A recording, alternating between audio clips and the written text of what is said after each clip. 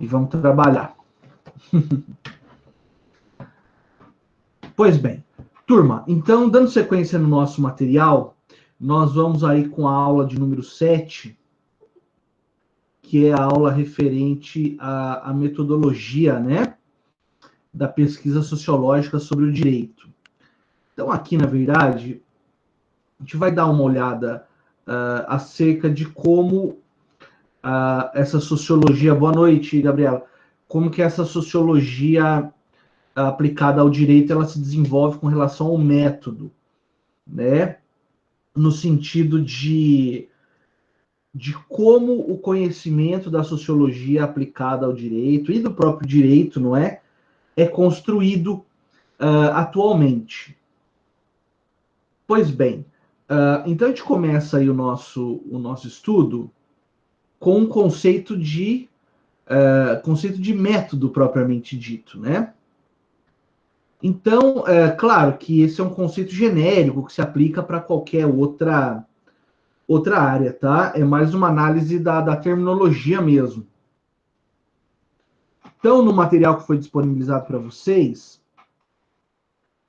nós vamos encontrar lá que o método é um meio racional, né? Eficiente para se obter um resultado desejado.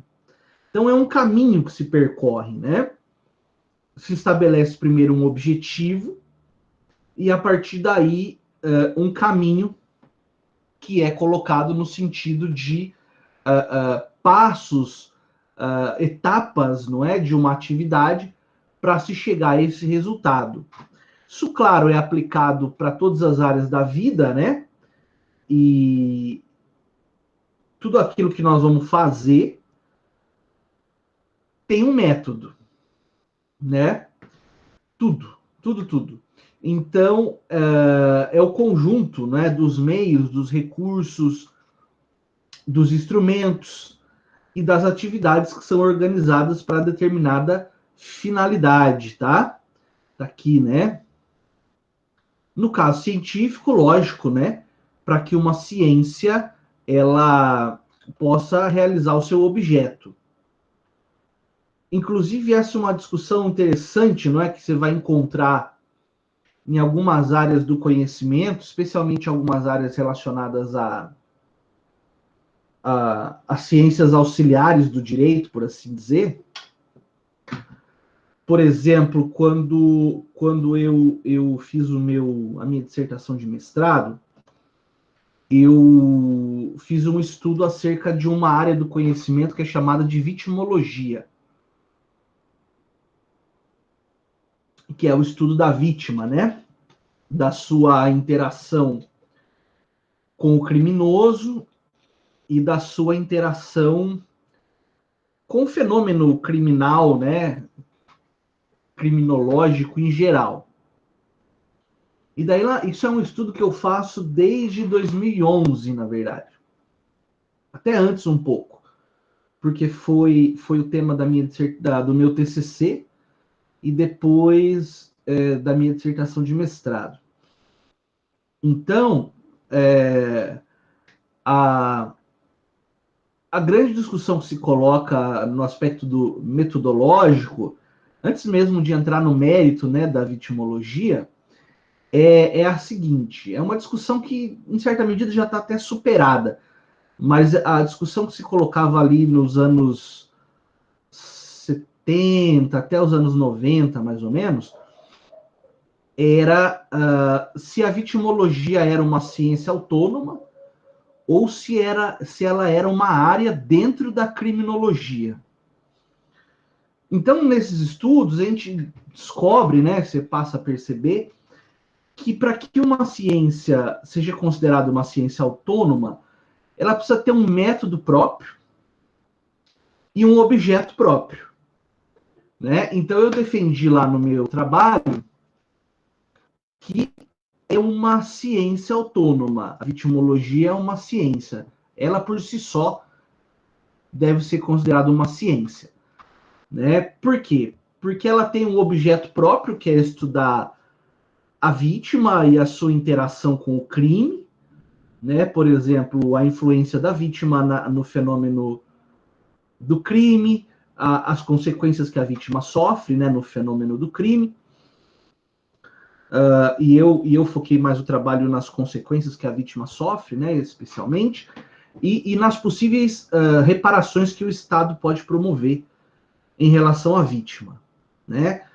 A proposta do trabalho era basicamente assim: desviar um pouco o olhar da figura do criminoso para a figura da vítima, né? Caso vocês tenham curiosidade depois, eu posso mandar a dissertação para vocês darem uma olhada. Pois bem, então, veja, para que uma área do conhecimento possa ser considerada ciência, ela precisa de objeto próprio, já dei o exemplo do objeto da vitimologia, e precisa ter método próprio. Não um método próprio, mas precisa ter um método de trabalho, né? Dizer que existe um método próprio, assim, dentro das ciências sociais, seria algo até arriscado, né? Porque o método ele acaba sendo algo que vai se desenvolvendo, né? E algumas áreas do conhecimento emprestam métodos de outras, tá? Mas então é nesse sentido, né? O método ele acaba sendo colocado então como um caminho, como uma forma de se atingir um objetivo ou um objeto, né, de estudo. Então, quando nós colocamos aí, né, que o método é esse caminho organizado, coordenado de recursos, instrumentos e atividades, né? Para dizer de uma forma mais simples, tá aí no slide, é um método, o método é a maneira eficiente de fazer as coisas, né? É o modo de proceder. Especialmente quando nós falamos em ciência, você imagina como que seria difícil, não é? Se para cada estudo de uma mesma área fosse usado método diferente ou não fosse usado método nenhum. Fosse de maneira menos racional, de maneira mais instintiva, né? Dificilmente nós teríamos resultados confiáveis, né? Então, o método, ele se coloca como a forma mais fácil, a forma mais racional de atingir um objetivo, né? Imagina, por exemplo, nas ciências naturais, se cada vez que fosse estudar, por exemplo, um micro-organismo, se fizesse de uma forma ou sem forma nenhuma, né? Qual seria a confiabilidade desses resultados? O mesmo para quem estuda os planetas, não é? E assim por diante. Para nós aqui no direito e na sociologia aplicada ao direito não é diferente, né? Nós precisamos sim de um caminho que é pré-estabelecido, não é?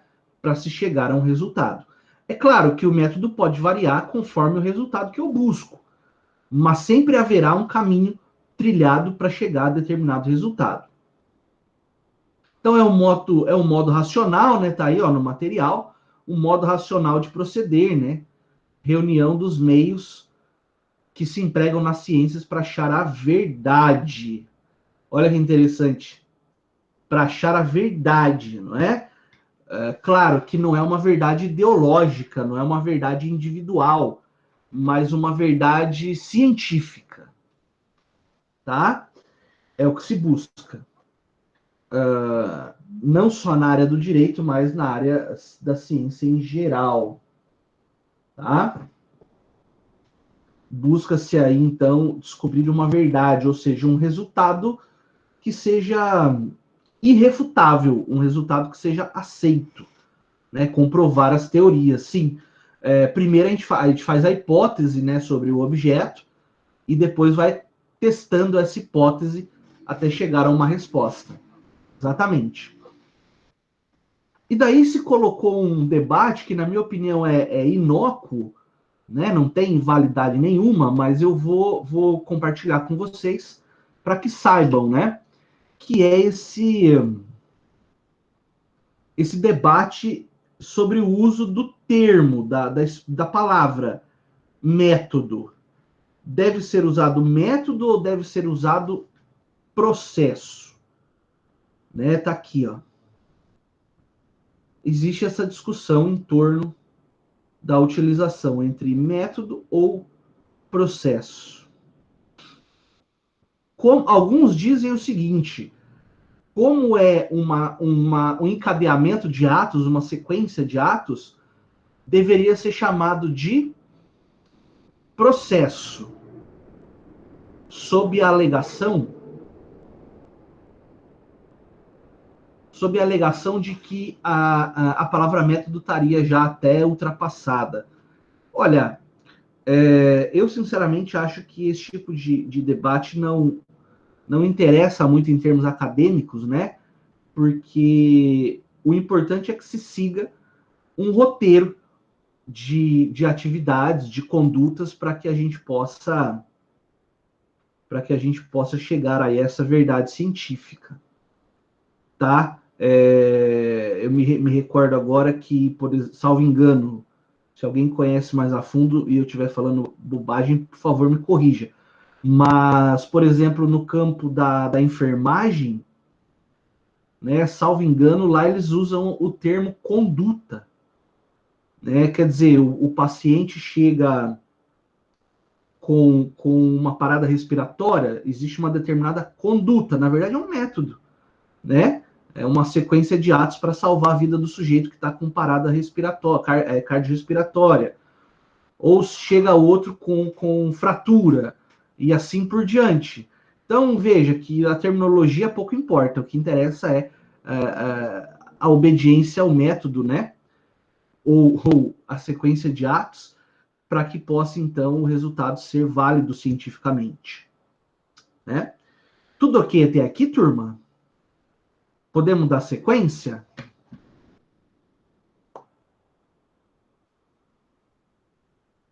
Tá fácil? É fácil, né? A aula de hoje é bem mais leve.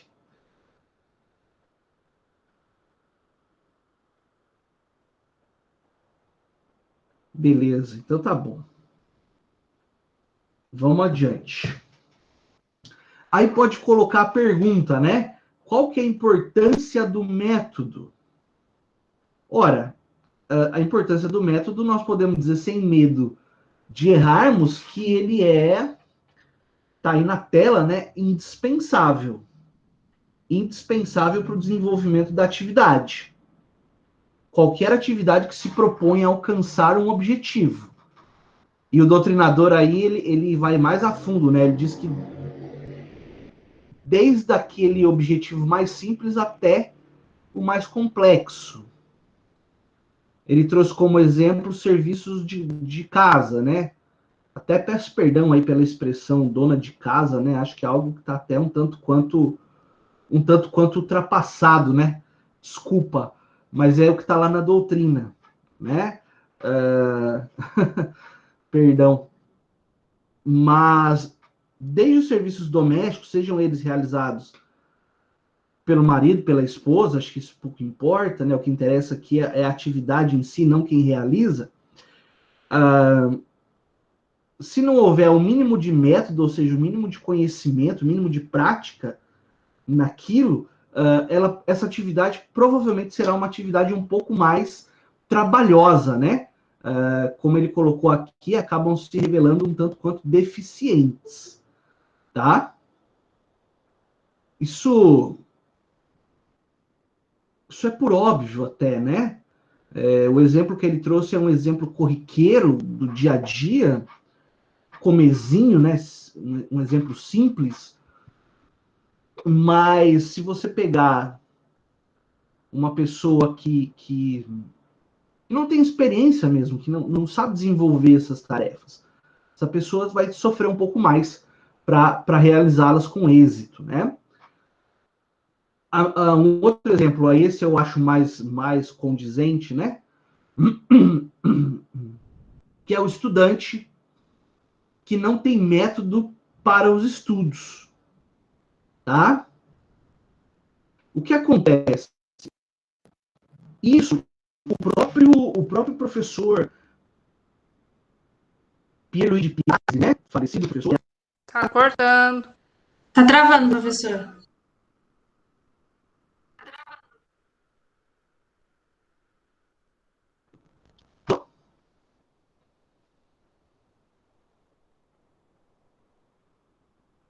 Estão me ouvindo?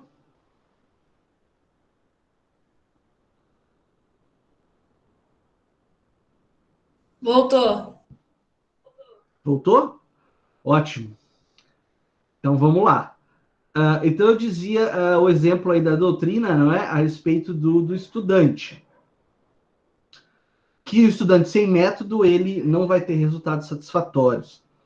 E eu dizia para vocês que o próprio professor Piazzi, né, o Pierluigi Piazzi, ele ensinava, né, ensinou durante sua vida toda, como que o cérebro aprende, não é?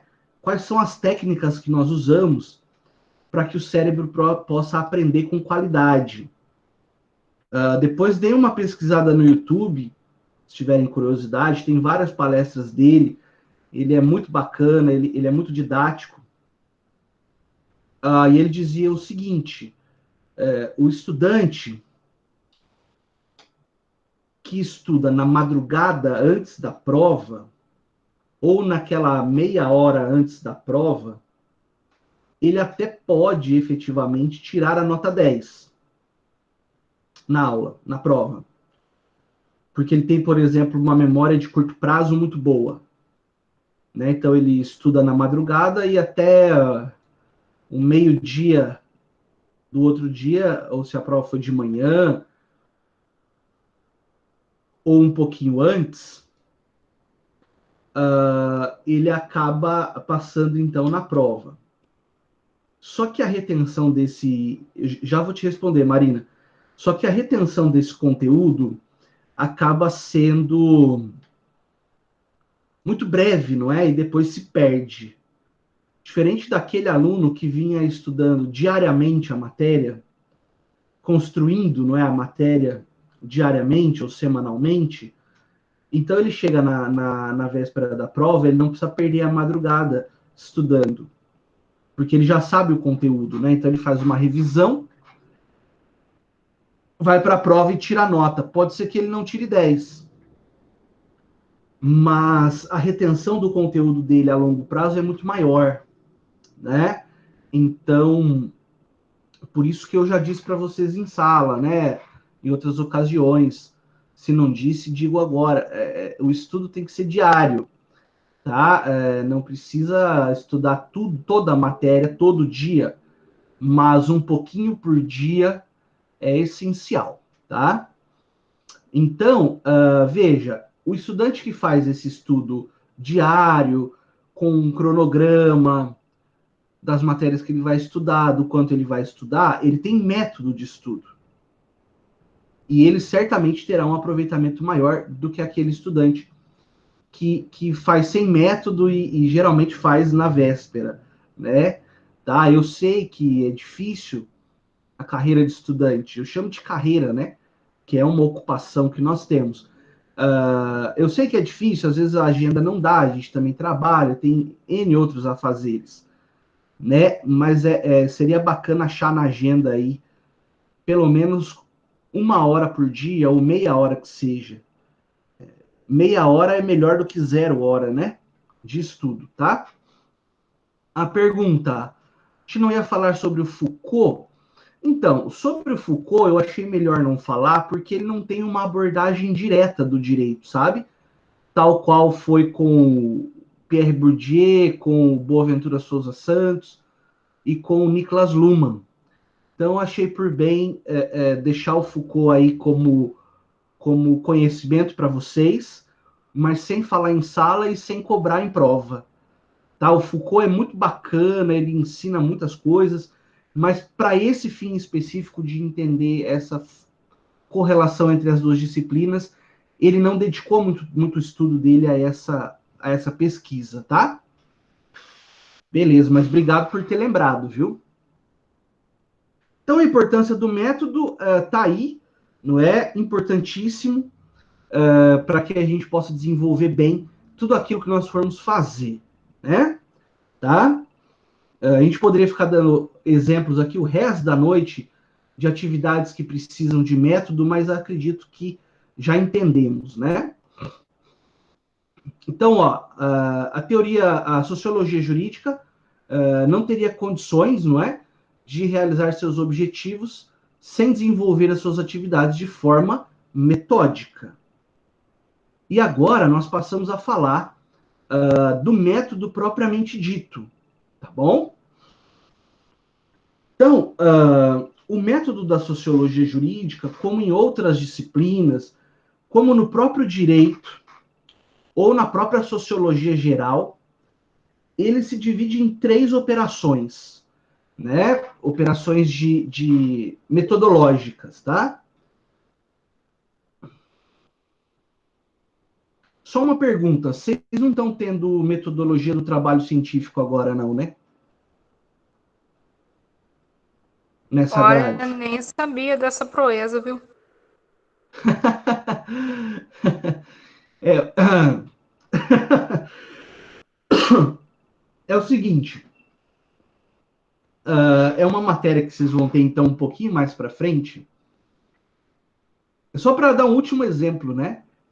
Que até então tem o nome de metodologia do trabalho científico. Quer dizer o seguinte, nós aqui como estudantes, como cientistas, né? Nós desenvolvemos as nossas pesquisas, nós vamos aprender nas matérias, e daqui a pouco, não sei se já aconteceu com algum de vocês, alguma de vocês, vem a vontade de escrever um artigo científico. Ah, eu quero escrever um artigo sobre o pacote anticrime, por exemplo. Né? A lei que mudou várias disciplinas do nosso direito penal e processual penal. Ah, sei lá, eu quero escrever sobre juiz de garantias. Tudo bem, ótimo. Para que você faça esse trabalho de forma científica, existe um método, né? Ele precisa basicamente ter introdução, resumo, desenvolvimento, conclusão, referências, né? E para que a gente possa fazer da forma correta, utilizando o método correto, é que essas aulas são pensadas, tá? Essas aulas estão na grade, essa grade que vocês começaram agora é uma grade nova, né? Vocês já sabem. Então, essa disciplina de metodologia do trabalho científico, ela foi colocada um pouco mais adiante. Mas, basicamente, ali você vai aprender, além do que diz respeito ao conteúdo, como abordar os conteúdos, né? Por exemplo, não usar linguagem pessoal, né? A gente, no dia a dia, a gente fala a nossa Constituição, o nosso Código Civil, num trabalho científico isso não pode acontecer, né?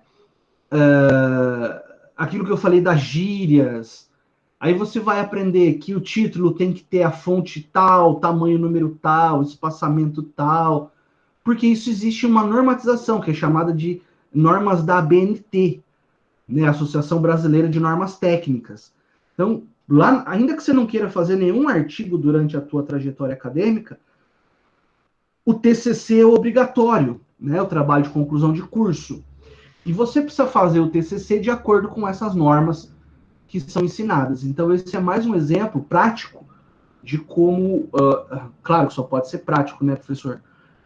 Desculpa, mas é mais um exemplo de como o método é utilizado, inclusive, no nosso dia a dia acadêmico, tá? Pois bem, o método da sociologia jurídica, ele tem essas 3 atividades principais. Quais são essas operações? São as operações de observação, aqui ó, observação, interpretação e comparação. Nós vamos nos ocupar aqui até o resto da aula para que nós conversemos sobre essas operações. O do TCC, né? A Tá gente tem medo do cortando. TCC.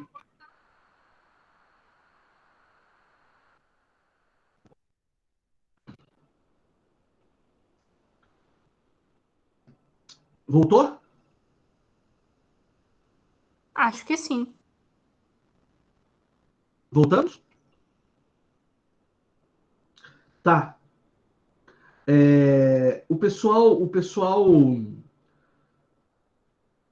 muita gente tem medo do TCC, né? Eu acho que tem mais medo acho que tem mais medo de expor o TCC do que escrever o TCC, né? Se eventualmente o teu problema for com o teu, digo, genericamente, né? O teu problema for com a escrita do TCC, uma dica valiosa é começar escrevendo artigos já desde logo. Artigos curtos, 5 páginas. Se o problema for com a oratória, aí é importante participar de seminários, de locais nos quais você possa expressar uma ideia, né, para o público, notadamente para pessoas que você não conheça, ainda que virtualmente, né? Isso ajuda bastante. Eu, quando leciono projeto integrador, acho que é a matéria do semestre que vem, que vocês terão, eu faço pelo menos uns 4 seminários durante o semestre, para que cada um possa falar aí pelo menos 5 minutinhos, né? Ainda que virtualmente, eu não exijo que ligue a câmera, nada disso. Eu preciso ouvir a pessoa, né? E a partir daí, então, a pessoa pode exercer a oratória. Por slides, o que, Marina? A apresentação do TCC? Não, não. É no gogó. Ó. Tem que falar o TCC. A gente que lute, né, professor? Não, porque assim, é algo que parece muito complicado, mas está dentro da capacidade de vocês, né? Os textos você pode passar os slides, mas eu assim, ultimamente eu tenho visto que o costume das turmas é não usar mais os slides, sabe? É preparar um roteiro em casa, pode ter o slide, sim, mas não pode ficar lendo o slide, entendeu? O slidezinho ali é um mero roteiro, que você pode ter numa folha de papel ou pode ter na tela do projetor, isso tanto faz, né? Entendeu? A gente tem que ouvir o aluno expor ali, né? Porque, como eu falei para vocês, a nossa atividade, ela é escrita e é falada, né? Atividade jurídica. Então, até para prepará-los e prepará-las, né, para o inusitado também, né? Até porque você até pode fazer a apresentação lendo, vamos supor. Pega lá e lê. Mas e daí a hora que abre a pergunta para a banca? Né? E a banca vai te perguntar algo que não esteja ali, mas que não está no seu roteiro. Certo? Vamos lá, vamos fazer esse parênteses que é importante vocês saberem desde cedo como que é. Ó, a Maria perguntou, seria apresentado exatamente a quem? Ó, a defesa do TCC, por lei, ela é pública. Quando é presencial, espero que na vez de vocês nós já estejamos de novo presencialmente juntos, né? É a portas abertas, entendeu? Então, vai ter uma banca composta pelo teu orientador e por mais 2 professores, mas qualquer outra pessoa, claro que não vai vir gente estranha da comunidade nossa ali acadêmica, né? Mas qualquer outro aluno, por exemplo, pode entrar e assistir. Na verdade, eu acho até que deve entrar e assistir. Quanto mais gente, melhor, né? É um momento que eu geralmente falo para os meus orientandos. Claro que eu não posso impor nada, né? É uma relação democrática. Mas geralmente os meus orientandos levam a família, né? Para ver, tira foto, assiste, passa nervoso junto, que é o mais gostoso, aquele friozinho, né? Na barriga, a mão gelada de ver um parente seu, filho, filha, noivo, esposa, enfim, esposo apresentando, é muito gostoso. Então, na verdade, o TCC é o momento no qual o aluno é a estrela do show ali, né? Pelo menos essa é a minha visão, de todos os professores da casa, né?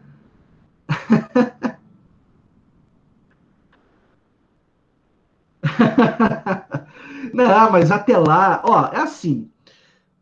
Depois a gente pode voltar nesse tema, mas para resumir, eu penso assim: se você fez o trabalho com o mínimo de dedicação, provavelmente você ali naquela sala vai ser a pessoa que mais sabe do assunto, né? Então pega lá um assunto, você pega um assunto X e você vai aprofundar nele. Então, o aluno ou a aluna que fez, que se dedicou, que pesquisou, que teve o um mínimo de seriedade para fazer o trabalho, não tem por que ter nervo com relação ao conteúdo do trabalho. Agora, como eu disse, essa questão do falar para os outros o trabalho, aí é bacana que você então possa, já desde cedo, participar de eventos nos quais você possa se expressar, né? Ou se for um caso muito agudo, até procurar uma ajuda profissional, né? Para que possa então desenvolver essa atividade aí. Porque do contrário, como é que vai peticionar, por exemplo, você está numa audiência, o juiz vira para você e fala: doutor, doutora, agora eu quero as alegações orais. É ali na hora, na lata, se vira nos 30, né? Como seleciona o assunto? Ó, para mais para frente, né? Você vai tendo as aulas e vai desenvolvendo gosto por esse ou por aquele tema. Então você procura um orientador que possa te ajudar naquele tema em especial, entendeu? Maria, o tempo regimental, salvo o melhor juízo, é de até 15 minutos. Até, não precisa falar os 15, mas até 15 minutos. Mas depois, no futuro, vocês vão ver que depois que se apresentar e tiver sido aprovado ou aprovada, você vai olhar e vai falar: nossa, mas foi tão rapidinho, né? 15 minutos de fama, exatamente. Legal, muito bom. Esse tema é bem bacana, viu? Ó, e de antemão, Se for minha vez, vão tacar tomate em mim. imagina, que nada. Fica fazendo 2 anos para apresentar em 15 minutos. É mais ou menos isso mesmo. Quantas Mais ou folhas tem que menos ter, isso. professor? Oi? Quantas folhas tem que ter ou slides? Não sei. Não, é um trabalho. Eu não tenho nenhum aqui comigo, mas é um trabalho, né? É impresso, né? Agora estamos fazendo em PDF por enquanto. Tem que ter no mínimo 30 páginas. É? É pouco. É pouco. É pouco. Depois, no futuro, você vai me mandar mensagem e vai falar: professor, meu TCC ficou com 50 páginas. Porque parece que é muito, mas nessas 30 páginas tem capa, folha de rosto, sumário, página com o nome dos professores que vão estar na banca, depois tem as referências. Então, só aí já caiu para umas 25, né? Pra tirar uma dúvida, professor, Pois não, Madu? o nosso TCC, no caso, o TCC que cada um vai fazer, ele tem que ser voltado para uma certa área que a gente pretende seguir, ou pode ser, por exemplo, qualquer matéria que esteja disponível no nosso curso? Qualquer matéria disponível, não precisa ser algo que você, por exemplo, assim, eu quero advogar na área previdenciária. Então eu vou fazer um trabalho sobre previdenciário. Não necessariamente. É que no caso eu tava pensando assim, que agora você falou que tem que no mínimo ter 30 páginas. Eu fiquei pensando, que bom, né? Pelo menos a gente se especializa numa determinada área, já faz um TCC top, né? E apresenta, aí tá formado, perfeito.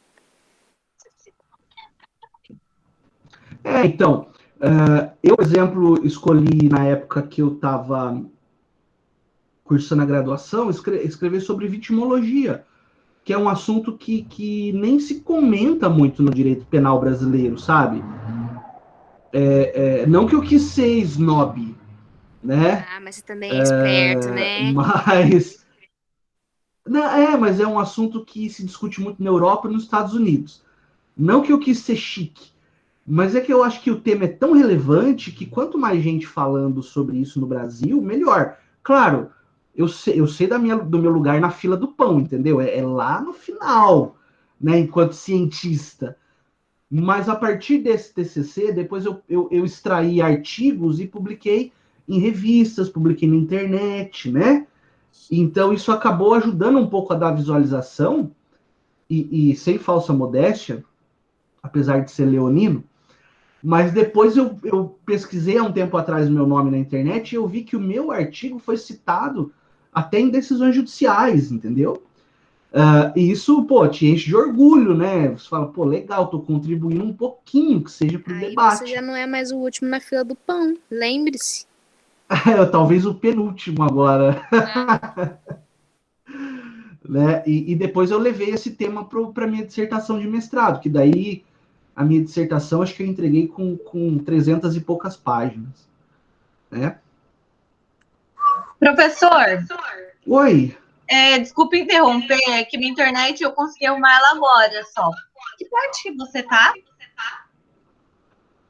eu tô no material 7. Ele tá explicando pra gente que o TCC dele agora é universal. Tô na aula 2, na página 2, Vitória. Essa parte das sociedades contemporâneas você já falou? Desculpa?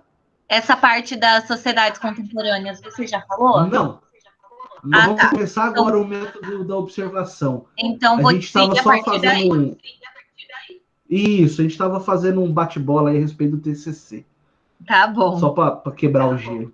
Legal? Então vamos adiante agora com a aula, turma? Mas depois, se quiser ler não estou obrigando ninguém a fazer isso, tá? Se quiser ler depois a minha dissertação, eu disponibilizo para vocês. Só me avisar que eu mando, tá? E vamos que vamos. Beleza. Mas ó, não fiquem sofrendo antes da hora, tá? Depois vocês vão ver que nem é sofrimento, é tudo muito tranquilo, muito bacana. Inclusive, eu só para encerrar o tema por hora, depois a gente pode voltar nele, mas desde logo eu coloco à disposição o acervo de arquivos que eu tenho, tá? Que tem bastante coisa para que vocês possam desenvolver os trabalhos, tá? Posso, eventualmente, se acharem que eu tenho qualificação para isso, ser orientador de algum de vocês, de alguma de vocês, enfim, tá? Para mim vai ser um prazer, eu gosto muito de fazer orientação de trabalho de conclusão de curso, te aprende bastante, né? Então vamos lá. Ó, nós dizíamos então que o método da sociologia jurídica ela tem 3 operações principais. Tá aí na tela a observação, depois nós vamos falar da interpretação e, por último, a comparação. Pois bem, nessa fase de observação, nós estamos falando da coleta dos dados ou dos fatos sociais que têm relevância para o estudo que nós queremos desenvolver, né? Então, imagina que... Vou usar um exemplo de direito penal, tá? Imagina que é preciso desenvolver um estudo a respeito de algum tipo de criminalidade, tá? Por exemplo, da criminalidade,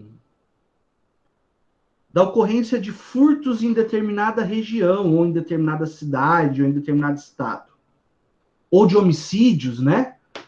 Em determinado estado.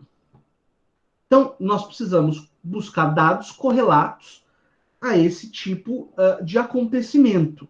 Então, veja que sempre, quando nós vamos começar o nosso estudo, nós partimos de um objeto específico, né? Não dá para ser um estudo genérico, universalizado. Ah, eu vou estudar criminalidade no estado do Paraná. Parabéns, né? Você pretende terminar esse estudo quando? Em 2050? Porque quando eu falo criminalidade, eu estou falando de todas as espécies de crimes. Ah, não, eu quero estudar a taxa de homicídios no estado do Paraná na última década. Opa, aí já ficou mais restrito. Aí é um ponto bacana para iniciar um estudo. Claro que isso é a título de exemplo, né? Então, esses dados, eles devem ser coletados junto à sociedade, óbvio. Qual sociedade? Aquela que eu estou querendo estudar. No caso do nosso exemplo, a sociedade paranaense, né? Esses dados depois vão ser examinados, a gente chama de tratados, né? Nós vamos tratar esses dados, examiná-los, classificá-los e interpretá-los, para que essa observação, então, nos traga um ponto de partida. Óbvio que essa pesquisa, ela se dará, pode se dar, né, em diferentes tipos de sociedade. Então, eu tenho lá as sociedades contemporâneas, de tipo moderno, por exemplo, a sociedade que nós estamos acostumados aqui, as sociedades urbanizadas, por assim dizer. Sociedades contemporâneas de tipo primitivo, por exemplo, aquelas sociedades que ainda não, apesar de serem contemporâneas, não vivem dentro da modernidade. Você poderia pegar aí grupos indígenas, por exemplo, que não têm contato com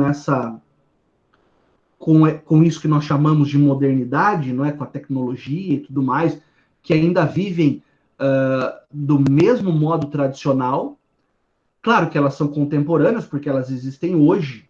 Professor, falar nisso em grupos indígenas, quando eu estava no curso de psicologia, eu pensei no seguinte tema, incluindo eles, né? Será que a ansiedade e a depressão, elas atingiriam com tanta frequência quanto atinge nós, que somos da sociedade, vamos dizer assim, moderna, com a tecnologia ultra avançada, com a notícia na palma da nossa mão, atingiria o mesmo tanto, a mesma frequência com aqueles que não têm esse acesso com a internet, sabe, com essa rapidez que o mundo tem, que causa problemas na gente, causa essas doenças na gente? É um tema psicológico muito, dentro da área da psicologia, muito interessante. A hipótese é perfeita, né? Comparar o modo de vida urbanizado, ultramoderno, com o modo de vida mais em contato com a natureza, sem essa avalanche de informações que a gente recebe diariamente, né? Acho bacana, muito bacana. Agora, só não sei se vai casar com o curso de direito especificamente. E com, né? com direito eu tô com outras ideias. Que bom que você falou, se disponibilizou na questão de escrever tese, essas coisas. A professora de civil, ela lançou um congresso, lançou que vai ter, né?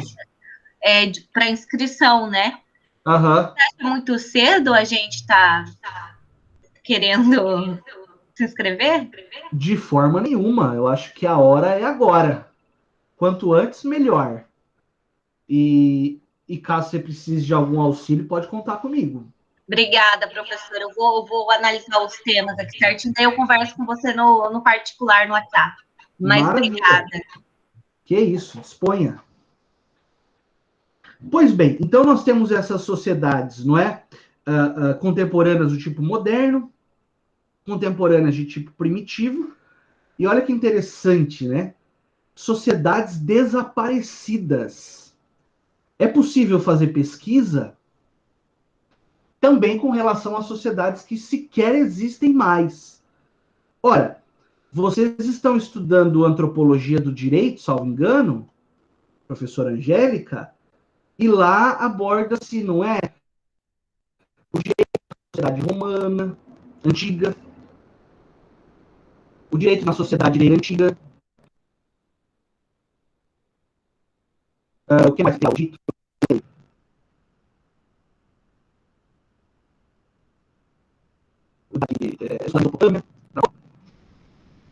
Travou para todos?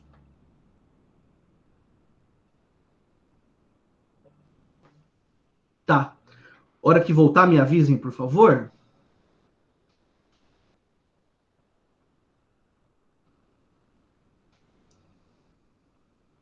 Voltamos? Legal, obrigado pelo aviso.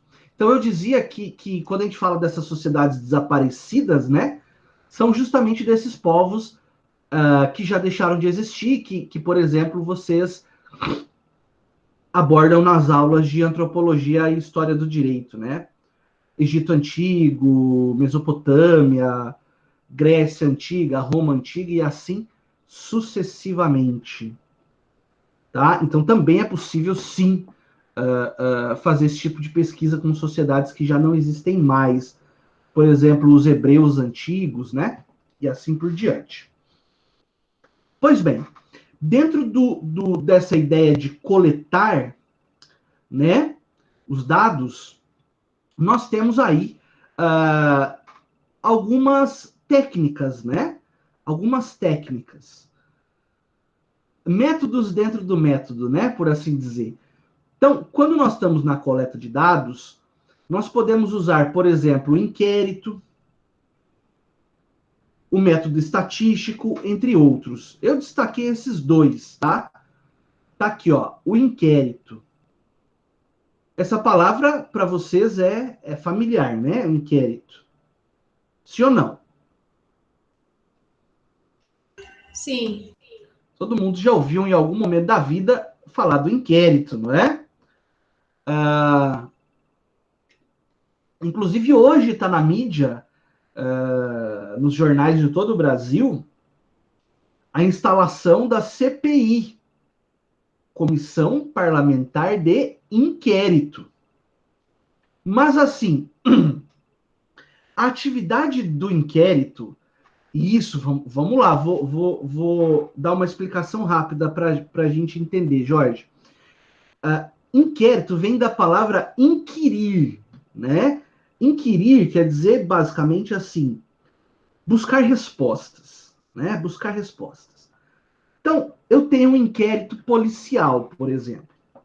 Acontece um crime, por exemplo, um roubo. A vítima vai até a delegacia de polícia e diz lá para o delegado, para delegado, escrivão, enfim, eu fui vítima de um roubo.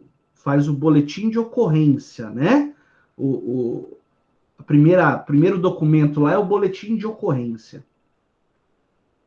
Tem um suspeito. Exato, é uma investigação. A investigação é uma atividade que se desenvolve dentro do inquérito, né? Então, a partir daí, esse inquérito ele vai buscar respostas sobre aquele crime. É mais comum nós ouvirmos falar do inquérito dentro do direito, né? No direito processual penal, o inquérito policial. Mas eu também posso ter inquérito civil, quando eu trato de fatos ilícitos, né? Contra direitos que nós chamamos de direitos supraindividuais. Por exemplo, o meio ambiente. Uma empresa despejou produto químico no rio, quando não poderia fazê-lo, ou em quantidades acima daquelas que poderia fazer. O Ministério Público, através do promotor de justiça, ele vai instaurar aquilo que nós chamamos de inquérito civil, que tem a mesma finalidade do inquérito policial, que é buscar respostas. Então, por que eu tenho um inquérito policial? Porque depois eu vou ter uma ação penal, que vai ter por base esse inquérito. Por que eu tenho um inquérito civil? Porque depois eu vou ter uma ação civil, que nós chamamos de ação civil pública, né? E a outra é a ação penal pública. Então, vai ter a ação civil pública que pode ter por base o inquérito civil. Então, essa atividade inquisitorial é basicamente uma atividade de buscar respostas. Pois bem, quando então nós estamos diante desse método de coleta chamado inquérito, na verdade, nós estamos diante, um pouquinho diferente disso tudo que eu falei, mas foi só para que vocês entendam. O inquérito, então, ele acaba sendo, dentro dessa atividade de coleta de dados, a pesquisa, geralmente feita por questionários. Então, não raro, agora em época de distanciamento social, com menos frequência, mas às vezes você está passando pela rua e uma pessoa com uma prancheta te pergunta, não é? Você pode responder a uma pesquisa? Veja, essa pesquisa, ela está dentro do método do inquérito. Então, geralmente é feito por questionário. Então, como no exemplo que eu dei, dos crimes de homicídio no estado do Paraná, e o pesquisador, não é? Ele quer identificar, por exemplo, a quantidade de crimes de homicídio por áreas do estado, por regiões do estado. Então, a pesquisa é feita regionalmente com um questionário referente a esse objeto. Para quê? Para que se possa conhecer, tá aqui ó, na tela de vocês, conhecer a realidade social através das manifestações concretas. Então eu vou no lugar e pergunto para quem mora lá a respeito do objeto que eu estou perguntando, pesquisando no nosso exemplo, crimes de homicídio. Né? Então, veja, esse questionário ele tem que ser pensado e desenvolvido conforme o objeto. Quer ver um outro? O que é muito comum, né? Na época de eleições. Na época de eleições é muito comum as pesquisas de opinião, não é? Claro que ela tem todo o regramento pelo direito eleitoral, né? Mas essas pesquisas servem para um objeto específico. Qual objeto específico? Saber a preferência do eleitorado. Por exemplo, numa pesquisa numa cidade X, dividida em regiões, né, em bairros, ao final da pesquisa, se ela for feita direitinho, é possível saber que os habitantes do centro da cidade têm a preferência pelo candidato A, ao passo que os habitantes do bairro X têm a preferência pelo candidato D, e assim sucessivamente. Por quê? Porque daí o candidato, a partir dessas informações, ele intensifica a sua campanha, não é? Ele vê, ó, eu estou perdendo lá no bairro B, então eu vou lá fazer campanha, eu preciso aparecer mais lá, as pessoas precisam me ver, ouvir minhas propostas, né? No mundo ideal, né? Tem proposta e tal, né? Tá certo? Então, veja como que é importante uma pesquisa bem feita, tá? Claro que, por exemplo, numa corrida presidencial, região sul, sudeste, norte, nordeste, centro, centro-oeste e assim por diante, né? Então, a importância de que esses questionários sejam bem feitos, que eles sejam claros. Pois não, Marina? Comparação de preço também, professor? Tudo, pode para tudo. Comparação de preço, eleitoral, criminal, de política pública, né? Por exemplo, eu preciso instalar uma creche no município. Eu vou fazer uma pesquisa para saber onde ela é mais necessária, onde ela vai ter mais efetividade na sua atuação. Provavelmente será o lugar onde tenha mais mães que precisam trabalhar e não tenham com quem deixar os filhos. Ou pais que precisam trabalhar, pais solteiros, e não tenham com quem deixar os filhos, né? Onde tem a maior demanda, né? Também não adianta nada fazer uma creche num lugar onde não tenha demanda, né? Aí seria desperdício de dinheiro público. Então, veja, essas pesquisas buscam, através de questionários, através dessa atividade de inquirir as pessoas, né, ouvir direto da comunidade estudada, a comunidade envolvida no estudo, não é? Qual que é a opinião dela, enfim, conforme as mais variadas áreas, como a Marina pontuou, né? Beleza. Essa inquérito, né? Ela tem muito destaque nos Estados Unidos, né? onde lá existe uma que eu lembro que eu conheço lá da dissertação. Tá travando, professor. Beleza.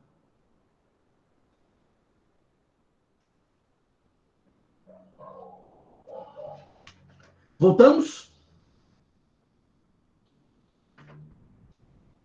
Estamos juntos? Legal. Então eu dizia que essa cultura de pesquisa, ela tem um desenvolvimento muito grande, né, nos Estados Unidos. Lá tudo, praticamente tudo é pesquisa. Pesquisa que eu digo no sentido de questionários, né? Lá eles chamam de survey, né? Tá aqui. Então lá para tudo eles fazem esse tipo de coleta de dados.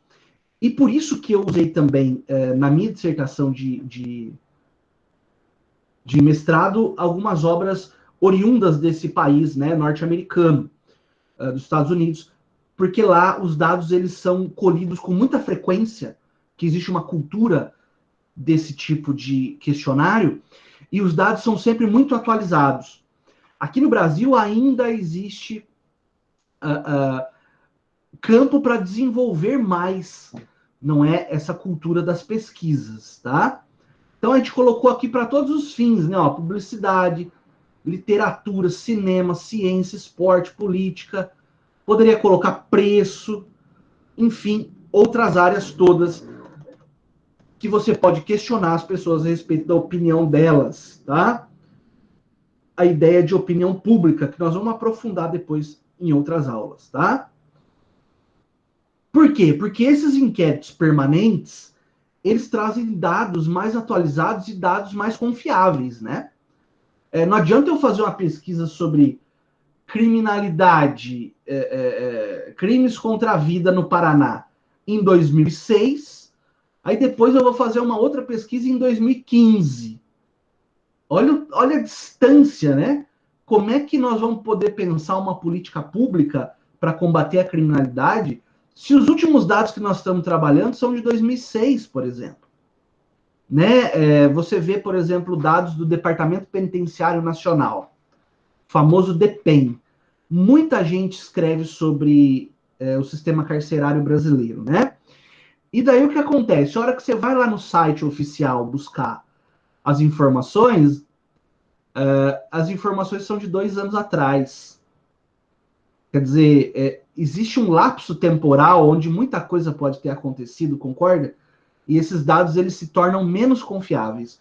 Embora eles sejam produzidos por uma fonte oficial, eles são menos confiáveis, tá? Pois bem, então tem essa ideia. Bom, é claro, né, que o inquérito, a pesquisa, ele é feito por uma equipe, né?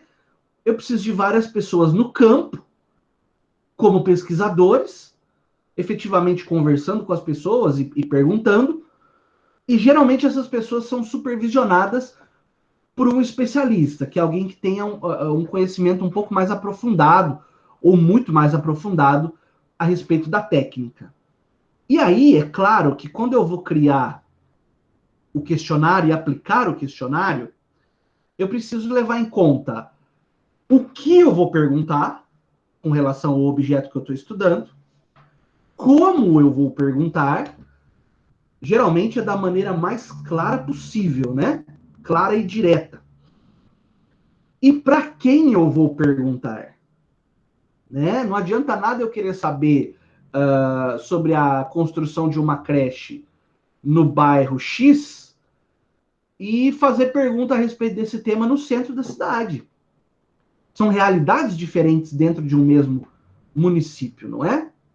Tá bom? Então eu preciso saber o que vai perguntar, como vai perguntar e para quem, não é? Serão feitas essas perguntas. Isso é o método do inquérito. A técnica, né, do inquérito. Ao lado do inquérito, nós temos aqui o método estatístico. O método estatístico, turma, como vocês podem saber, né, intuitivo, né, o método estatístico ele é baseado em operações matemáticas que nos geram um determinado resultado. Esses dados, geralmente numéricos, eles enfrentam alguma resistência pela doutrina da sociologia aplicada ao direito. Por quê? Porque eles dizem que o dado estatístico ele pode sofrer influências prejudiciais à sua verossimilhança, à sua veracidade. Por quê? Porque geralmente os dados estatísticos eles são colhidos em fontes oficiais. Então vou usar de novo o exemplo do Departamento Penitenciário Nacional. Então, nós estamos falando do método estatístico, né, que é obtido pela aplicação de fórmulas matemáticas aos dados, né, com porcentagens, frações, né?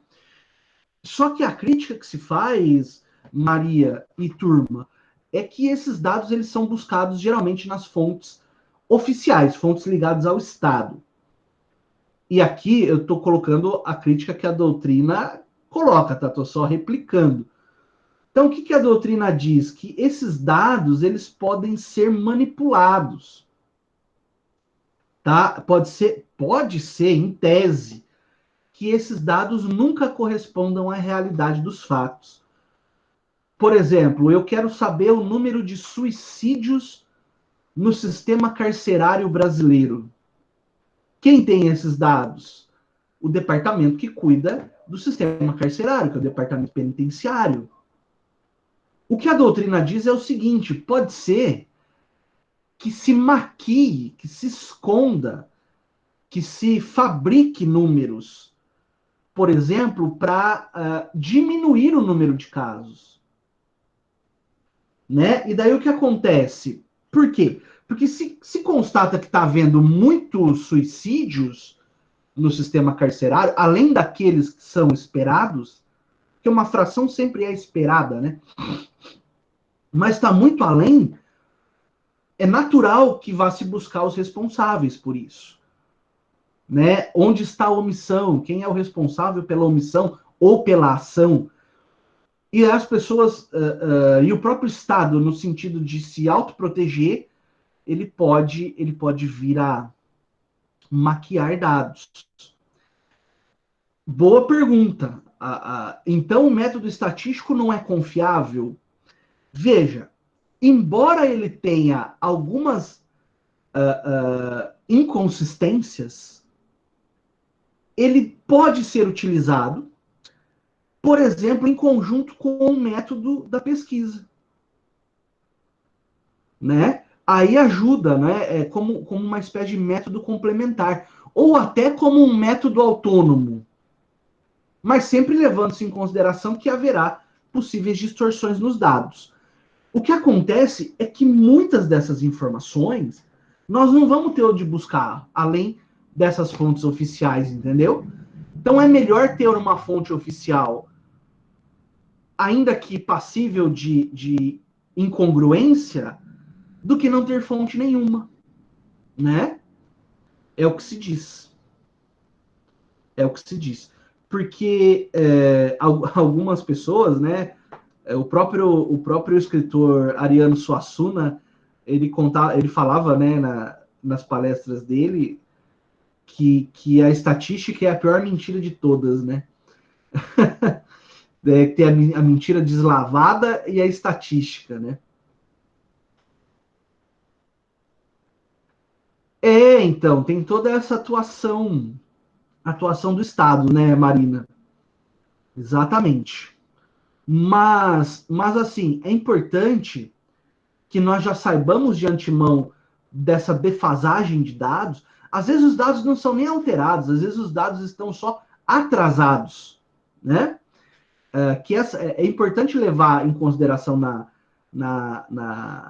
no método, né, que nós estamos estudando, não no método, na atividade de estudo de um objeto.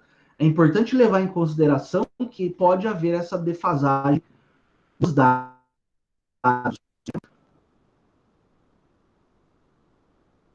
Não valida por completo a estatística, de forma alguma. Tá? Beleza. Então, veja. Falamos da observação e agora nós vamos falar da interpretação desses dados. Então, aqui no nosso caminhar, nós já coletamos os dados e agora nós vamos interpretá-los. Ora, essa atividade de interpretação, ela pode ser por duas vias, né? Interpretar no sentido de catalogar os dados e a partir deles, não é, começar a extrair conclusões, né? As primeiras conclusões. Ora, desculpa, não vi, tá travando para todo mundo?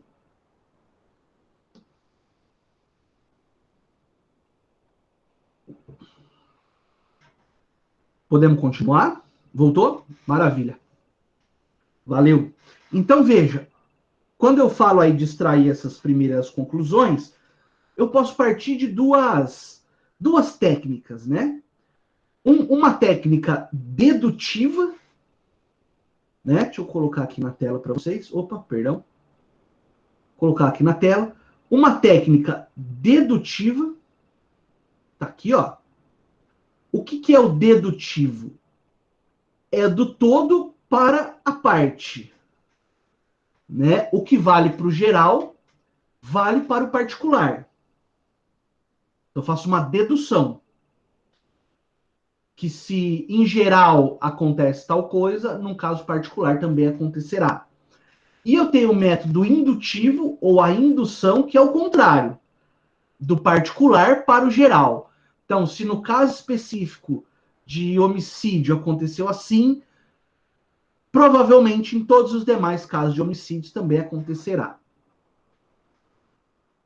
Essa atividade também não é imune a críticas, né? Mas essas críticas não nos tomarão tempo agora, mas só para que vocês entendam que eu posso partir da dedução ou da indução, né? E aqui volta, né, numa parte que eu acho importante, que a gente não tem tempo de conversar em outras aulas, e aqui eu vou abordar, ainda que rapidamente, tá? A pergunta, com que espírito, ou seja, com qual ânimo, né, deve o pesquisador interpretar os dados colocados à sua disposição? E aí vem, né, aquilo que o próprio Emile Durkheim dizia. Nós falamos, né, rapidamente em aulas passadas, a gente pode retomar agora, que o pesquisador, diante dos fatos ou dos dados,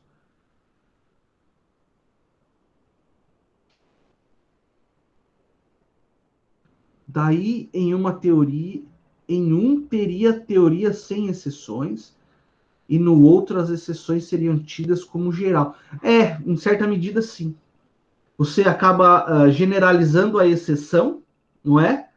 No método indutivo, e no método dedutivo se acaba isolando a dedução, a exceção. Por isso que recebe críticas, esses métodos recebem críticas. É difícil dizer assim, que você vai ter uma metodologia, uma técnica para aplicar, que ela não vai ter defeitos. Né? Só que eu penso assim, que para que se desenvolva utilizando esses métodos dedutivos e indutivos, é preciso já ter em mente, não é? Esse apontamento que você fez, né? Para que nós não possamos generalizar a exceção, por um lado, ou isolar a exceção pelo outro, né? Então, o método matemático, ele é aplicado também lá na estatística, né? Quando eu pego lá e falo assim, olha, na cidade de Curitiba, por exemplo, tá? Na cidade de Curitiba, 15% dos homicídios são cometidos com disparo na nuca da vítima, né?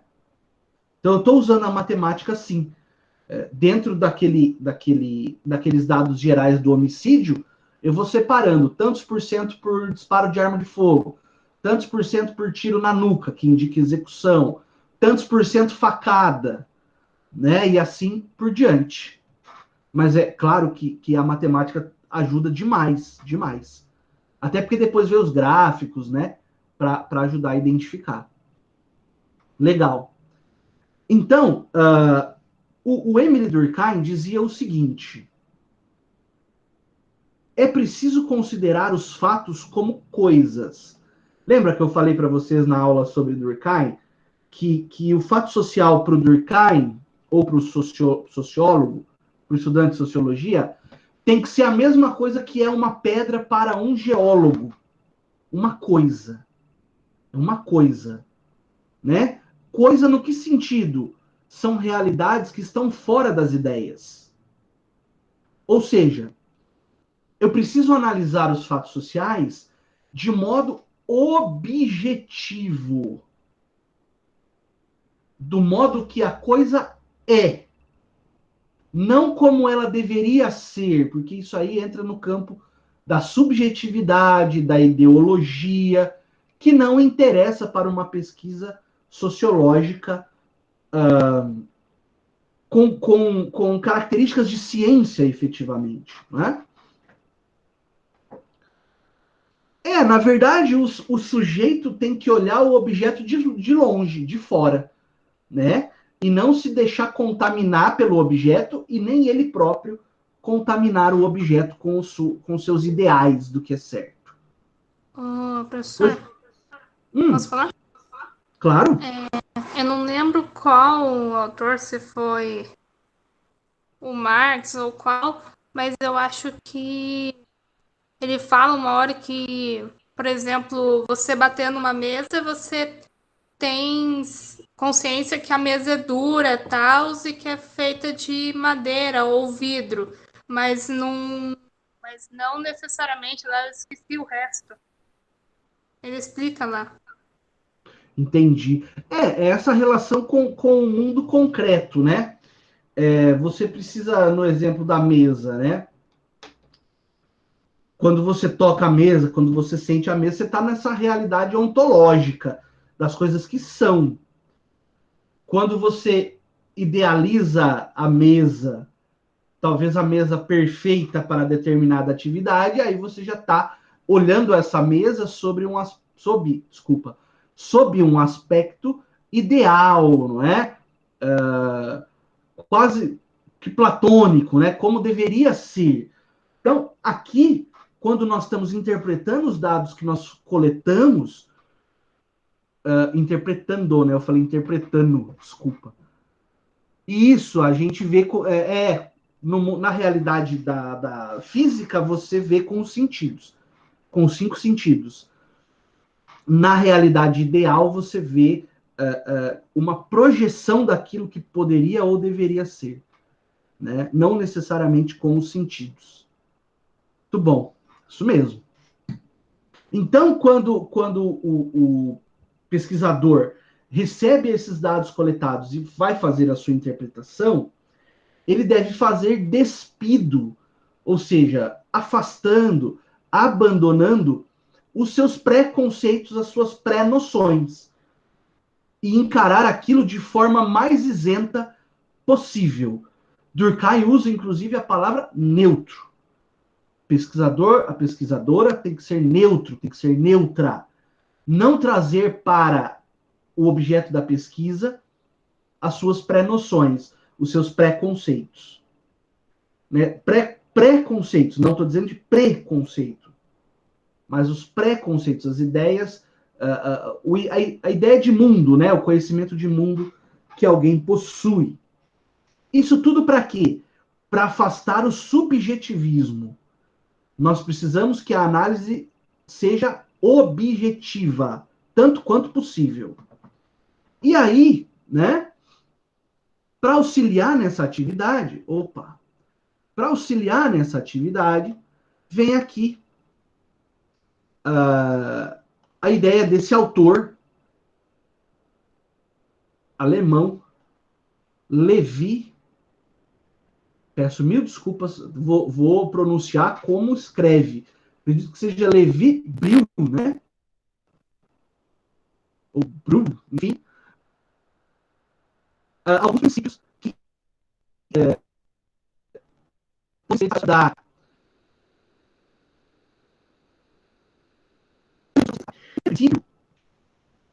O jurista e o sociólogo que estão fazendo análise. Tá cortando.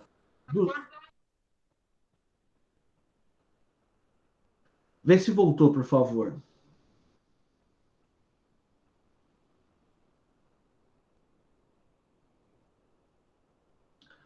Estamos juntos? Sim. Maravilha. Então eu dizia desses princípios, não é? Que ajudam na atividade da interpretação.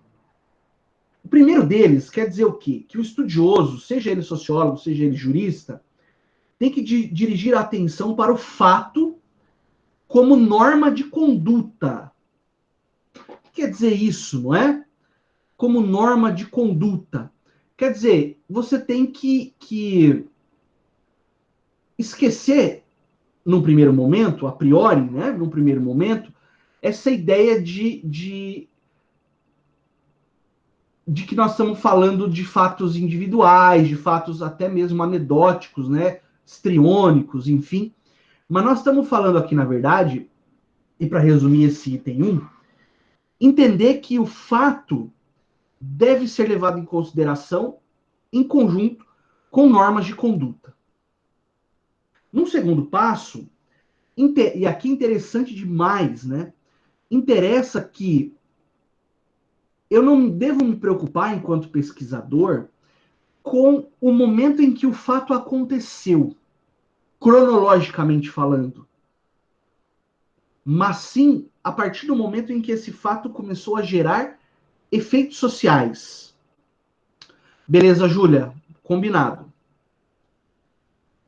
Então, olha só, o fato ele pode ter acontecido, não. Ele vai acontecer num determinado dia, numa determinada hora, concorda? Tem que ser assim.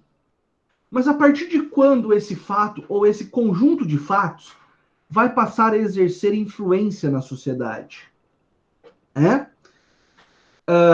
Olha que interessante. Vou pegar um exemplo. Vocês sabem que o crime de extorsão mediante sequestro, aquele que o sujeito é sequestrado e depois os bandidos pedem um resgate, isso é chamado de extorsão mediante sequestro. Era um crime que vinha acontecendo muito em determinada época, nos idos dos anos 90, especialmente no Rio de Janeiro. E até então não havia muita influência social no alto número de extorsões mediante sequestro, que na Globo, lá o William Bonner, por exemplo, o apresentador que você gosta mais, ele chama só de sequestro, mas é extorsão mediante sequestro. Até que um dia os criminosos pegaram um sujeito como vítima chamado Abílio Diniz. Sujeito muito influente na sociedade brasileira. Veja, a partir daí, e não interessa o dia que foi, se foi numa quinta ou numa sexta, mas a partir daí esse fato passou a exercer efeitos sociais. Tanto que a partir... E ele, claro, ele foi resgatado, tudo, a polícia pegou os criminosos, né? Mas você imagina o impacto que um crime desse tem na vida de uma pessoa, né? Mas a partir daí, e por se tratar de uma vítima relevante em termos sociais no Brasil, o crime de extorsão mediante sequestro passou a ser considerado hediondo. O que quer dizer isso, professor? Ele tem consequências penais mais graves. Tá? O crime hediondo ele é tratado com mais gravidade pelo sistema penal. Então, vários fatos foram acontecendo, até que um deles, de muito destaque, passou a exercer influência social. Então, é exatamente isso que o segundo princípio diz. Importa o momento em que o fato exerce influência na sociedade, não quando efetivamente ocorre. Pois é, Marina, e geralmente os criminosos que praticam essa extorsão mediante sequestro, eles fazem as duas ordens de agressão, né? Tanto a física quanto a psicológica. Crime horrível, né? Horrível. E o terceiro princípio, né, é a ideia aí da atuação quando leva-se em consideração, quando leva-se em consideração documentos escritos. Quando eu falo de documento escrito... É a ideia do quê? Perdão, não te entendi? É a ideia do quê, professor? No item 3? Isso. É quando leva em consideração documentos escritos na pesquisa. Quando, por exemplo, nós vamos analisar um texto de lei. Entendeu? Um documento escrito. Daí o que acontece? Ó, interessa mais para o jurista os efeitos sociais produzidos pelo escrito do que o sentido original do texto. Olha que interessante. O texto legal, segundo esse ensinamento que está aí na tela para vocês, o texto legal ele é um documento vivo. Ele está vivo, pulsante na sociedade. Ele está em constante evolução. Então, o que interessa é mais o efeito social desse texto do que aquele sentido original que foi escrito há décadas atrás. Quando ele foi escrito há décadas atrás. Vou dar um exemplo. Ó, usando sempre o direito penal, né? Não, vou dar um exemplo um exemplo do direito civil agora. O Código Civil, quando ele foi concebido, vocês sabem que ele ficou tramitando desde 1975 até entrar em vigor, ser publicado em 2002 e entrar em vigência em 2003, né? Então ele ficou 25 anos sendo debatido no Congresso. Quando o código entrou em vigência, ele já estava atrasado. Por exemplo, com relação ao casamento. Porque o código de 2002 traz como casamento só aquele realizado entre o homem e a mulher. O mesmo para a união estável, só aquele realizado entre o homem e a mulher. Mas os efeitos do direito ao casamento evoluíram. E hoje é possível aquilo que nós chamamos de união civil homoafetiva, nós já conversamos em sala a respeito, que na prática é um casamento entre pessoas do mesmo gênero, né?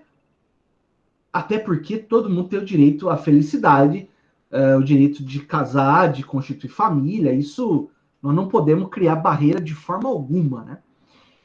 Nós não podemos punir as pessoas porque elas amam, não é verdade? Mas veja, o documento escrito, ele perde, por assim dizer. Ele perde no conflito com o direito vivido a partir daquele texto. Olha que bacana. Muito bom aí, ó, um exemplo prático do dia a dia. Legal, legal. Eu espero que sejam muito felizes no casamento. Então, o que acontece?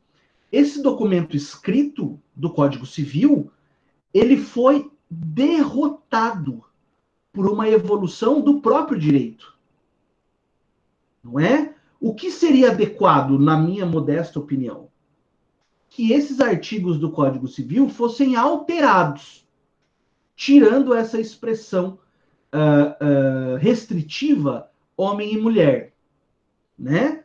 Mas a gente já discutiu sobre isso, é um tema que não dá voto, é um tema que encontra muita resistência, infelizmente, na nossa sociedade. Mas esse exemplo serve só para mostrar para vocês que como o ponto de partida, o direito escrito, ele acaba sendo o passado pela evolução social. Né? Cortou. Pois não, travou?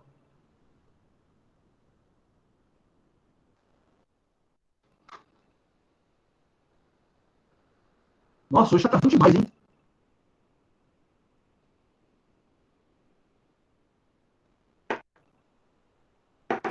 conseguir arrematar isso aqui?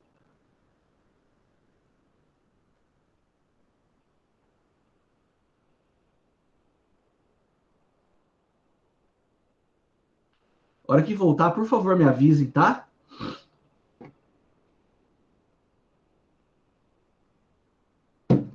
Ótimo. Muito bom.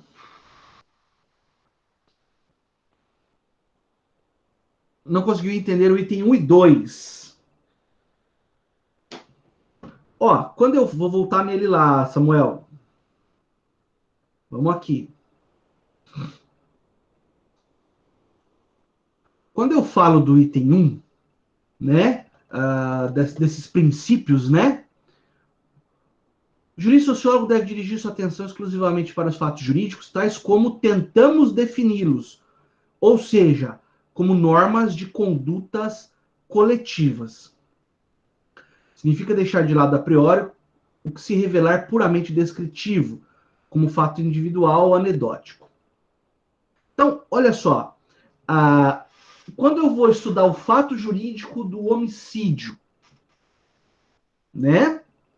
Eu preciso levar em consideração e definir esse fato como parte de um conjunto de normas que determina uma convivência social sadia. Não necessariamente, num primeiro momento, me preocupar com a descrição sobre como o fato ocorreu, como que aquele homicídio ocorreu. Foi com 20 facadas, foi com um tiro na barriga, foi com uma paulada na cabeça, mas sim entender que esse fato, o homicídio, está dentro de um conjunto de regras de conduta necessárias para o nosso convívio em sociedade. Vamos fazer por partes. Melhorou esse item 1 agora? Vamos para o 2. Ora, no 2, nós sabemos que tudo que acontece nesse mundo real, né, ele acontece em um momento e em uma hora que estão no calendário, por assim dizer. O tempo cronológico, né? Você vai ver que está aí, ó, o tempo astronômico, né? O tempo esse que nós marcamos no relógio e no calendário. Esse tempo não deve ser levado em consideração para entender o fato social, mas sim o momento no qual esse fato gera efeitos sociais. No exemplo do sequestro, a partir de quando que o fato das pessoas serem sequestradas gerou a necessidade de uma punição maior? Foi no dia e hora que o senhor Abílio Diniz foi sequestrado? Não. Foi a partir de uma repercussão social e de um movimento contrário a esse fato pela sociedade, uma repulsa que a sociedade desenvolve, pedindo uma punição mais severa para esse crime de extorsão mediante sequestro. Será que melhorou? O professor, seria como ele começa a produzir os efeitos na sociedade? Isso, exatamente. Quer ver um outro exemplo? Geralmente exemplos tristes, né? Do penal. Peço desculpa. A ideia do homicídio qualificado tornar-se crime hediondo foi quando aconteceu o assassinato daquela atriz. Muitos de vocês não vão saber, eu acredito. Só se leram nos livros de história. O assassinato daquela atriz brasileira chamada Daniela Pérez. Ah, não sei que professora que falou já. Filha da Glória Pérez, escritora de novelas. Esse fato foi tão repugnante para a sociedade que, a partir de então, o homicídio qualificado passou a ser hediondo também. Então você vê que o hediondo é um guarda-chuva, né? Como se fosse um guarda-sol, e vai colocando ali embaixo dele crimes que despertam muita reprovação social, né? Mas não foi no momento em que o Guilherme de Pádua e uma outra mulher, que eu não me lembro o nome agora, desferiram tesouradas na Daniela Pérez. É isso que o item 2 fala. Porque muitas vezes o crime demora até para ser solucionado, não é verdade? Então, o momento cronológico é um do fato, e o momento social é outro. Especialmente no caso da Daniela Pérez, ela era uma atriz muito querida pela sociedade, ela estava em ascensão, ela tinha acabado de fazer uma novela na qual ela tinha ido muito bem, né? E ela foi morta com requintes de crueldade. Então isso despertou, né, uma aversão muito grande pela sociedade da época. Ô, professor, esses crimes hediondos, os crimes que ganham bastante repercussão, seria? Não necessariamente. Alguns fatos se tornam hediondos porque eles representam uma ameaça maior para a sociedade, né? Por exemplo, o tráfico de armas de fogo de uso proibido agora é crime hediondo. Mas você não vai ver isso muito no noticiário, não vai causar um impacto midiático.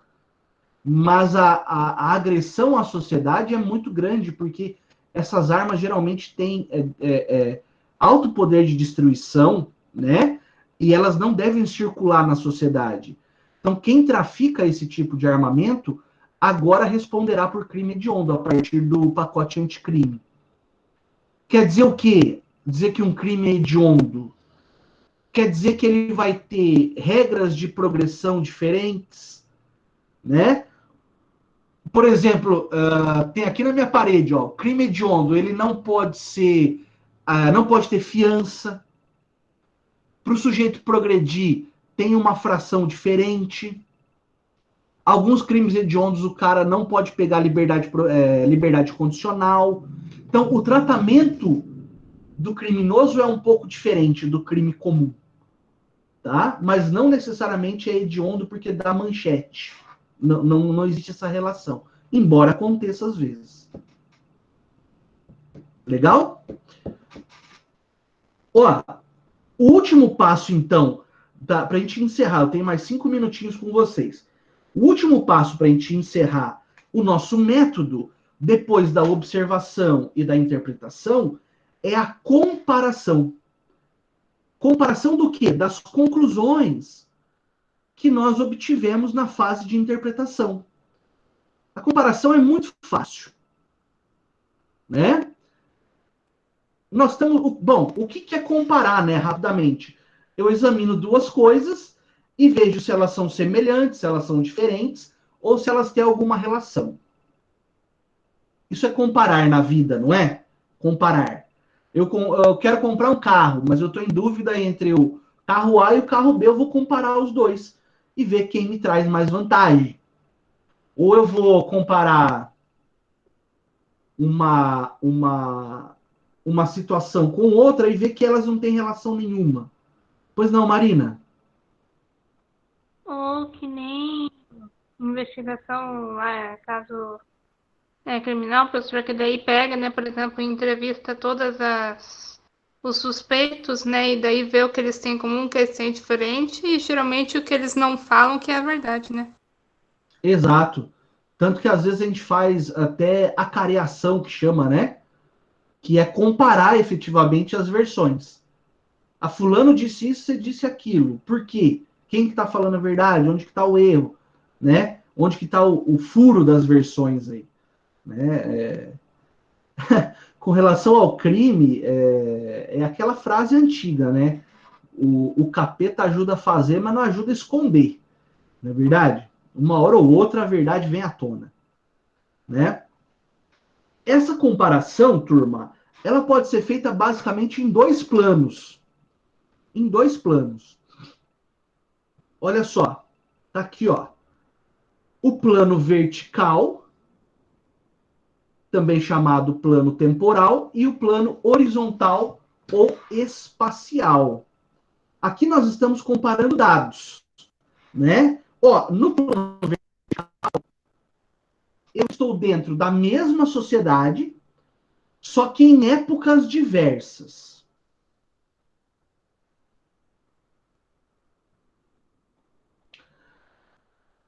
Deixa eu só responder a perguntinha aqui.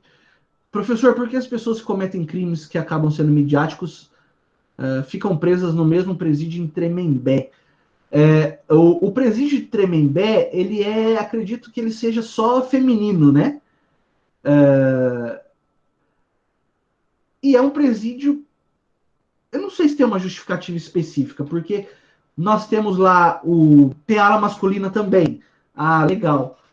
Eu não sei se tem alguma justificativa, porque existem, que eu saiba, em São Paulo, tem o presídio de Santana, que é feminino, e o presídio de Tremembé.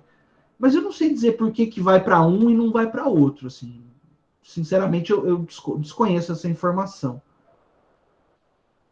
Talvez porque lá ele tenha mais segurança, se expor um criminoso desse mais midiático, por exemplo, um Alexandre Nardoni, num presídio comum, o cara não vai durar 24 horas, né? Talvez lá no Tremembé eles tenham mais segurança, né? Certo? Não sei se eu te respondi.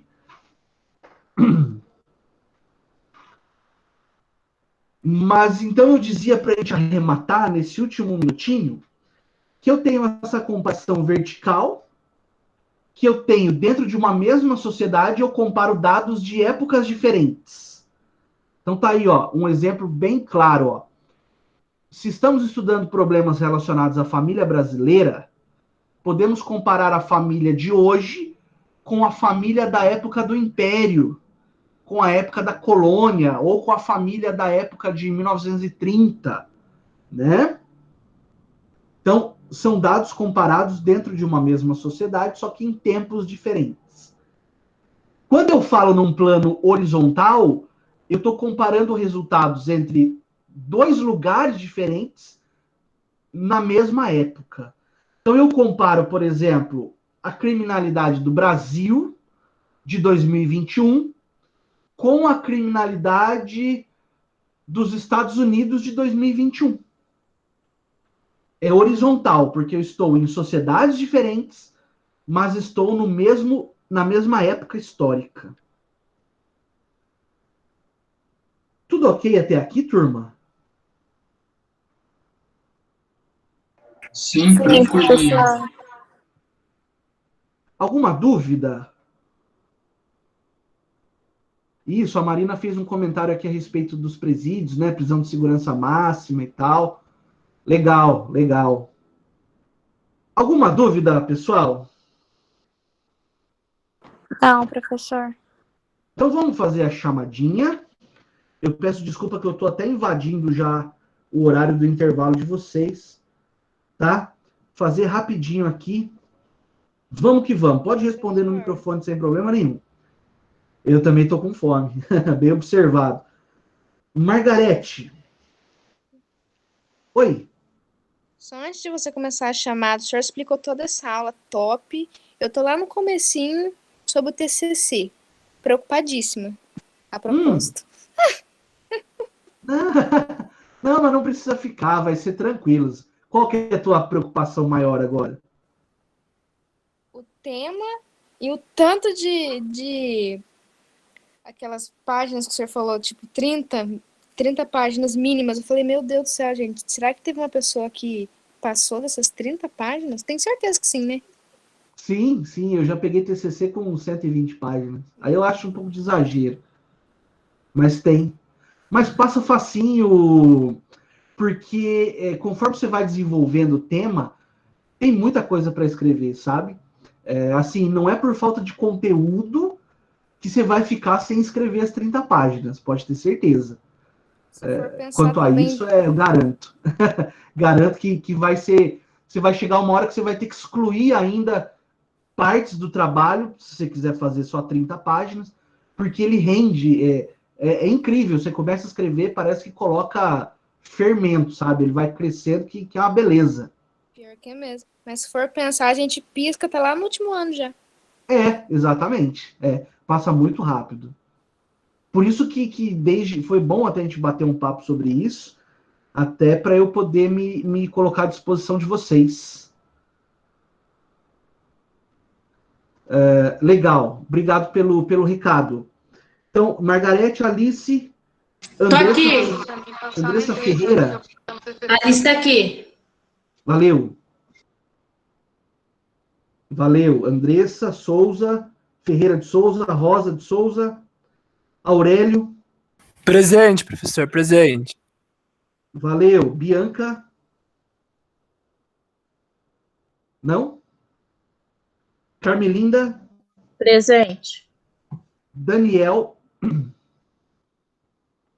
Jonatas. Eric. Esther. Presente. Presente. Valeu. Felipe. Tô presente, professor. Demorei para responder. Gabriela Fernanda. Presente. Muito bom. Gabriele Pazinato. Giovana. Presente. Henrique Miguel. Isabela Silva. Presente. Júlio. Presente. Júnior. Valeu. Cauã. Laiene. Presente. Larissa. Presente. Legal. Larissa Moraes. Lívia. Lívia Azevedo. Lucas. Aqui. Luiz Miguel. Maria Antônia. Presente. Maria Eduarda Vieira. Maria Eduarda Oliveira. Presente. Maria Eduarda Silva. Maria Eduarda Presente. Ferreira. Presente. Valeu. Maria Helena. Presente. Marina. Presente.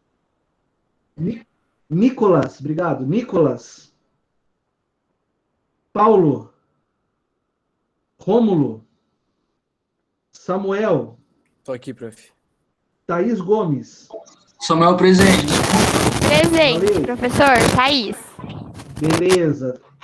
Vinícius. Yasmin. Presente. Leonardo Justo. Vitória. Jorge. Aqui, professor. Valeu. Maria Eduardo Simonato. Presente. Pessoal, obrigado. Boa semana. Desejo a todos aí um bom descanso. Próxima aula. Boa aula. Qualquer dúvida é só me chamar no Zap.